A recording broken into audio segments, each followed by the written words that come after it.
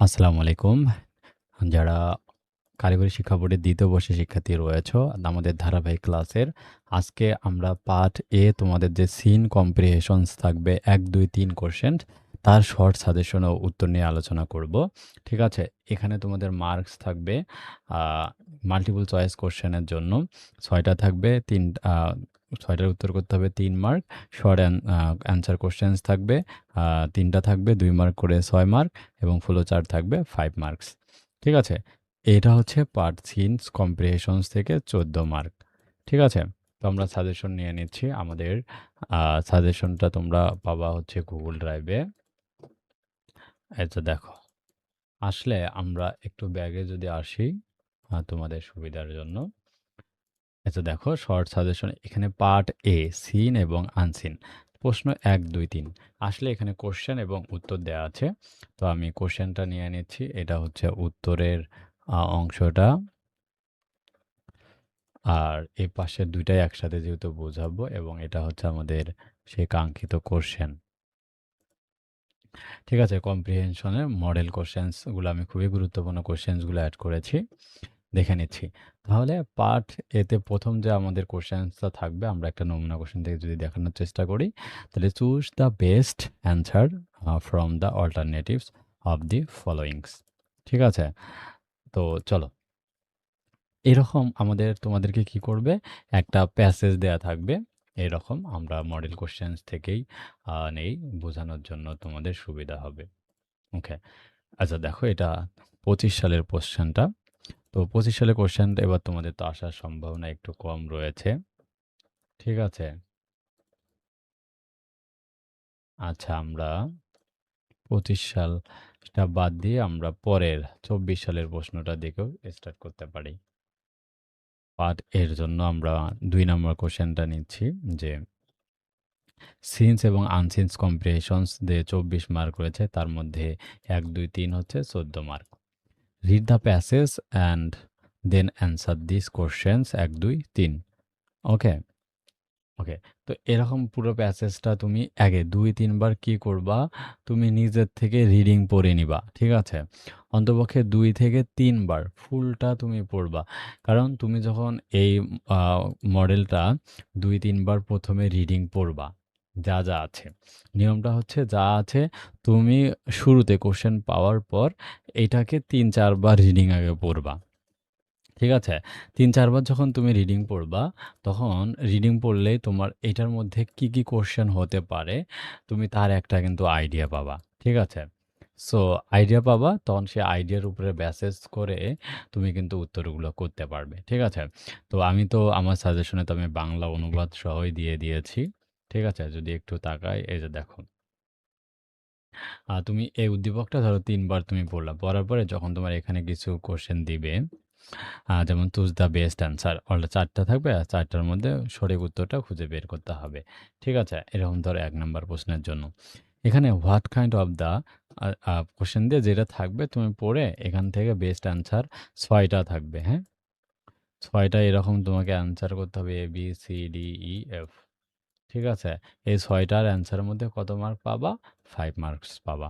তো আমি সাজেশন থেকে যে প্রশ্নগুলো দিয়েছি একটু যদি তোমাদেরকে দেখাই। যেহেতু এখান থেকে শর্ট সাজেশনটা আমার যে শর্ট সাজেশন রয়েছে এখানে প্রশ্ন নম্বর ২, ৫, ৬ এবং ১৩ এই ৪ টা একটু ভালো করে পড়বা আর এগুলো সাধারণত সরাসরি কিন্তু কমন আসবে না। আমি যেভাবে ফরম্যাটটা দিচ্ছি তুমি ওই ফরম্যাটে কমন পাবা। কারণ এই সিনস প্যাসেজগুলো সরাসরি কমন হয় না। এখানে যেমন ৩ নাম্বারটা দেয়া আছে এই যে দেখো। ঠিক আছে? তো আশা করছি তোমরা এখান থেকে যে ১, ২, ৩ এর যে উত্তরগুলো রয়েছে তো আমাদের এই পিডিএফ থেকে তুমি ইজিলি করতে পারবে আশা করা যায়। সো ১ নম্বর কোশ্চেনটা তো বুঝলা নাকি? যে চুজ দ্য বেস্ট অ্যান্সার। তারপরে ২ নাম্বারটা থাকবে answer the questions following below. মানে অ্যানসারিং কোশ্চেনস, অ্যান্সার লিখতে হবে। সঠিক উত্তরটা বাছাই করার পর এবার উত্তর করতে হবে। যেমন প্রশ্ন যদি আমরা দেখাই, এখানে আরো কিছু দেয়া ছিল। এই যে দেখো ২ নম্বরে, আমরা একটু যদি দেখানোর চেষ্টা করি, ধরো ৩ টা কোশ্চেনে যেমন এখানে প্রশ্ন দেওয়া হচ্ছে হাউ ডিড দ্য যে হেডমাস্টার ওয়েলকাম মাদার অ্যান্ড আচ্ছা ছোট যেটা আছে তুমি কি করবা উদ্দীপকটা পড়ে ওই অংশের যে উত্তরটা আছে তুমি ওই সঠিক উত্তরটা তোমার খাতায় তুমি কিন্তু লিখবা এই যে এরকমভাবে ১ ২ ৩ দিয়ে ওই অংশটা পড়ে তুমি নিজের মতো করে উত্তরটা লিখে দিবা। একবারে এবিসির উত্তর করবা কিভাবে? ১ নং কোয়েশ্চেনের উত্তর দিয়ে ১ থেকে ৬ পর্যন্ত কি, কি তুমি চুজ করে নিছো এভাবে ১ এর এ অপশন কত, বির অপশন কত, সির অপশন কত, ডির অপশন কত। ঠিক আছে? ২ নম্বরে ২ এর এ, বি, সি দিয়ে এভাবে উত্তর লিখবা। তারপরে পরের যে কোয়েশ্চেনটা থাকবে গ্রাফস এবং চার্টের ক্ষেত্রে এখানে থাকবে যে ফ্লো চার্ট থাকবে ৫ মার্কসের জন্য। তো তোমাকে এরকম ফ্লো চার্ট থাকবে, তাকে কিভাবে লিখতে হবে দেখো। এই ফ্লো চার্টগুলোকে একটা তোমার দেয়া থাকবে। ঠিক আছে? আর বাকি ১, ২, ৩, ৪, ৫ আর ৫ টা তোমাকে এখানে শব্দ লিখতে হবে। তো এটা কিন্তু অনেকটা সহজ। তুমি কি করবা? উদ্দীপক থেকে ৫ টা পার্ট তুমি তুলে দিবা। এখানে যেমন যেটা চাবে, ধরো এখানে ফ্লোচার্ট যেমন আ আমরা একটা কোয়েশ্চেন থেকে যাই। ধরো ১ নাম্বার প্রশ্নটাই। হ্যাঁ? ১ নাম্বার প্রশ্নের ৩ এর ক্ষেত্রে। কোথায় গেল? আচ্ছা, ধরো এটা হচ্ছিল ১ এর এই যে ২ নাম্বার ৩ নাম্বারটা এখানে যেমন lives on the streets alone, হ্যাঁ? ২, ৩, ৪, ৫, ৬ তুমি উদ্দীপক থেকে এমন কিছু ওয়ার্ড খুঁজে বের করবা। ঠিক আছে? খুঁজে বের করে তুমি সে ওয়ার্ডগুলো এখানে বক্স আকারে লিখতে হবে। ঠিক আছে? ১ নাম্বার বক্স, এরপরে ২ নাম্বার, ৩ নাম্বার, ৪, ৫, ৬ এভাবে তুমি ৬ টা চার্ট লিখে দিবা, তাহলে তোমার এটা হয়ে যাবে। ঠিক আছে? তো প্র্যাকটিস করার জন্য আমি এখানে আরও তোমাদের বেশ কিছু মডেল কোয়েশ্চেন দেয়া আছে। অনেকগুলো মডেল কোয়েশ্চেনস আছে। মোটামুটি আমার এখানে মডেল আছে ১৫ টা মডেল দেয়া আছে। সো এগুলো প্র্যাকটিস করার জন্য দেয়া হয়েছে।